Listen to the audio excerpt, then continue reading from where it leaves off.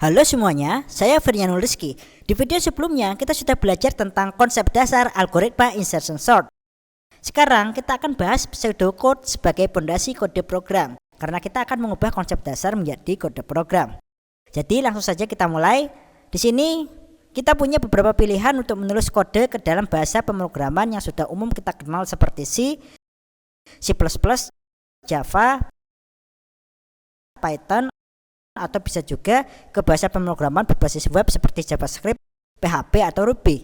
Kita akan menulis kode menggunakan salah satu bahasa pemrograman ini. Itu akan kita lakukan di video part berikutnya. Jadi yang akan kita pahami di video ini adalah struktur kode secara umum menggunakan pseudocode. Jadi pseudo dalam bahasa Inggris itu artinya adalah semu atau palsu. Oke. Saya juga akan memberikan argumen ke teman-teman mengapa kita memilih pseudocode sebelum langsung implementasi ke salah satu bahasa pemrograman. Ada beberapa dari teman-teman yang mungkin masih sebatas belajar bahasa pemrograman C. Maka yang sedang belajar C atau bahkan yang sudah menguasai seluruh pemrograman C akan paham. Namun bagaimana dengan yang tidak tahu C tapi mereka tahu Python? Atau mungkin ada beberapa yang hanya paham pemrograman web seperti JavaScript sehingga tidak begitu tahu bahasa pemrograman lain dengan baik. Sehingga di sini kita punya spektrum audiens yang luas dari berbagai latar belakang. Sehingga dirasa tidak tepat untuk memilih hanya salah satu bahasa pemrograman. Nah, itu adalah alasan yang pertama. Lalu alasan kedua adalah adanya beberapa struktur aturan teknis yang harus kita ikuti ketika kita memilih salah satu bahasa pemrograman. Contoh, jika kita pilih C dan C++, maka biasanya kita pakai pointer secara ekstensif ya, secara terus-menerus.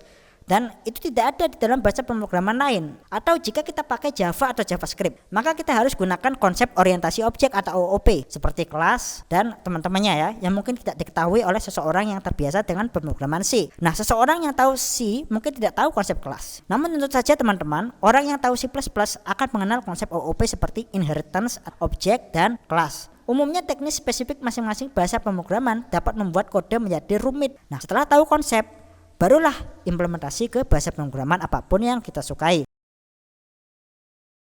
Inilah alasan kita perlu bahasa independen untuk memahami penulisan kode secara umum dengan memperhatikan beberapa blueprint atau konstruksi umum yang biasa dipakai di setiap bahasa pemrograman. Nah, jika kita perhatikan, setiap bahasa pemrograman punya pernyataan if else. Setiap bahasa pemrograman punya perulangan for. Setiap bahasa pemrograman punya perulangan while. Setiap bahasa pemrograman juga punya variabel. Dan juga setiap bahasa pemrograman punya fungsi. Jadi sebagian besar bahasa pemrograman punya konstruksi dasar ini.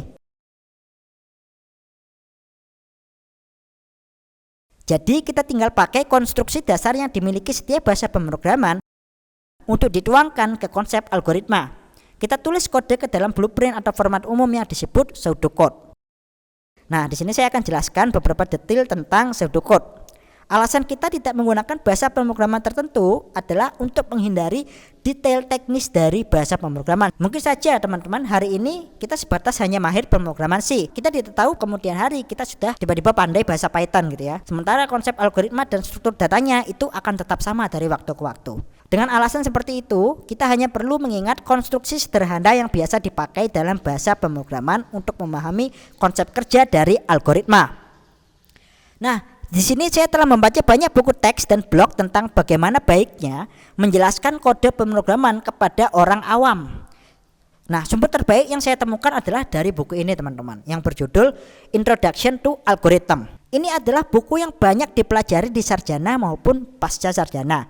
Jadi buku ini ditulis oleh Corman, Lesersen, Rivers, dan Stein. Ya, jadi buku ini disingkat CLRS sesuai dengan nama awal penulisnya masing-masing. Ya, dan inilah Wikipedia yang membahas buku ini. Ini adalah salah satu buku yang pernah saya baca ketika belajar algoritma. Saya telah membeli buku ini hampir 3 tahun yang lalu, ketika saya masih kuliah semester kedua. Dan buku ini masih saya simpan rapi dan menjadi salah satu buku terbaik yang pernah saya baca tentang algoritma. Tapi ini sama seperti buku lainnya teman-teman ya, buku ini juga memiliki beberapa kekurangan. Oleh karena itu saya tidak pakai buku ini secara eksklusif untuk belajar. Saya juga gunakan banyak sumber lain. Salah satunya Wikipedia sebagai salah satu sumber untuk mendukung pembelajaran. Sumber terbaik yang menjelaskan implementasi pseudocode pada kerja algoritma termasuk salah satunya insertion sort Itu saya temukan di buku Introduction to Algorithm oleh CLRS ini ya. Jadi saya putuskan untuk menggunakan notasi pseudocode yang ada di dalam buku ini. Nah, misalkan teman-teman kita ingin mencari pseudocode untuk insertion sort, kita juga dapat mencarinya di Google. Kita tinggal ketikkan di kolom pencarian gambar Google ya, ketikkan CLRS insertion sort. Maka yang akan kita dapatkan dari hasil rekomendasi Google yaitu adalah pseudocode insertion sort yang dibahas dalam buku CLRS ini. Oke, jadi lupakan dulu tentang berapa cost-nya, berapa kompleksitas waktunya. Dan mungkin ini akan kita bahas di lain kesempatan ya jika memungkinkan. Ini adalah pseudocode yang ringkas, hanya terdiri dari 8 baris saja.